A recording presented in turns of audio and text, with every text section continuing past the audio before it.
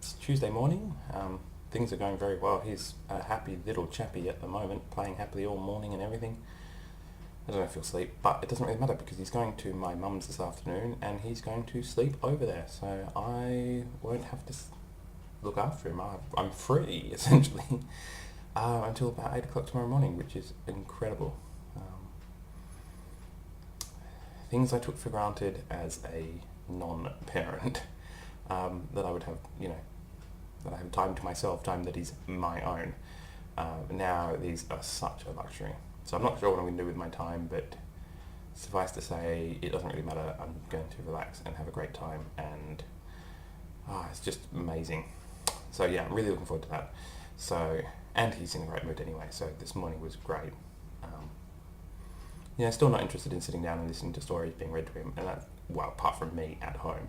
So story time consisted of us playing at the library and then him doing craft activity at the end, which he really loved.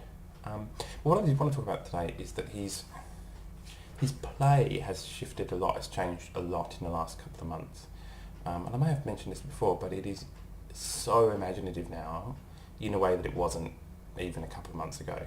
So it used to be that he would reenact things that were familiar to him, either from real life or maybe even the television. But they were always grounded in quite concrete stuff. So he would recreate, say, a vacuum cleaner out of his toys. He'd put a power cord into his bin and pretend it was a vacuum cleaner. But this was always grounded in vacuum cleaners that he'd previously seen and vacuuming and stuff like that. Now it's become much more imaginative. So one of his favourite things at the moment is that he makes me play different characters that he's invented. So it started off with him using his remote control to turn me into a robot. And then, so I become Dad Robot, which then has to talk like a robot and walk like a robot, etc., etc. And he enjoys turning me into a robot and turning me back. And I have these various characters all called Dada something, that he loves turning me into. And, a lot of these don't seem to be grounded in anything that he's actually experienced or come across. And he loves it. He just loves it. And there's lots of imaginary stuff. So moving into... He's not quite old enough to have a permanent sort of imaginary friend, as it were, but he does have, he'll talk about robots and lions and dragons, and there'll be a lion under the bed and you'll take it out and he'll play with it. And then you might put it back or put it in a cupboard. Sometimes in the shower there's his baby sister that he plays with. Completely imaginary. So that's where we're at, which is quite interesting.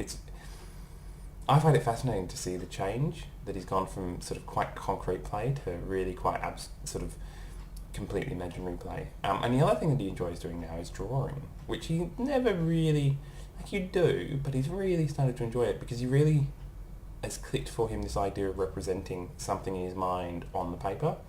So whereas before he would draw, like he was just making, colours on a page. Now he is trying to represent stuff. So he'll say, this is a vacuum cleaner, or this is an elephant. And it looks nothing like that, of course, because, 2.5. His dexterity is appalling. And he doesn't have any skills at all. But he definitely understands that idea of being able to make the image he has in his mind to sort of represent it. And the other thing I've noticed with that is that I can ask him about things that he can't actually see at the moment. So he might say, look, Dad, there's a fire extinguisher. Or we might drive past somewhere and he'll go, look, Dad, there's what's that thing? And, we're driving along, so it's gone. The moment he said it, it's already passed. But I'll be able to ask him, was it big or small? What colour was it? What shape was it? And he'll be able to describe it to me. And often I'll be able to work out what it was, and I'll be able to explain to him, and he'll ask me questions about it. And I think that's a difference. I'm not sure how long that's been coming, but I do remember 6 months to a year ago, that was not a thing. If it wasn't right there in front of him, he couldn't answer questions about it. I don't think he could... I'm assuming, but I think what's happening is that he's able to bring it to mind and have that mental picture of it, and he's now able to sort of recall and, answer questions about the mental image. So that's definitely a cool developmental thing. I don't know if he's advanced or what, It might not be, I don't really care. I just find it really fascinating, the development, to see this sort of, these things that adults do and take for granted, and actually not even take for granted, don't even think about. We think of them as perhaps, just normal human things that all humans can do. Well, and I find it fascinating that actually he can't.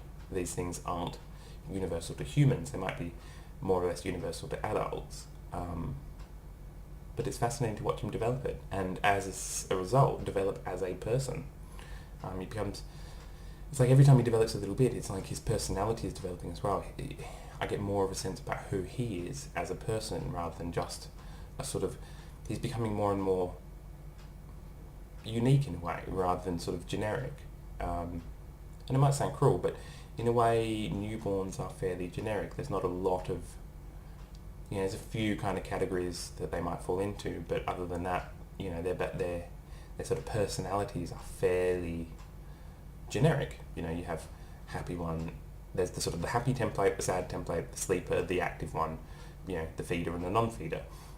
And that's more or less it, because that's all they can really do. And yeah, every time he develops another skill or another way of playing or whatever, it sort of flashes out his personality a little bit more. And he's becoming a sort of a charming little person that when he's in a good mood at least, I really enjoy spending time with him. It's really good. Anyway, that's me for today. I hope everybody else is doing well. I'm having I'm having a lot of fun at the moment, so I hope everybody else is. And I'll see you next time. We'll see how the sleepover's gone. Okay, bye.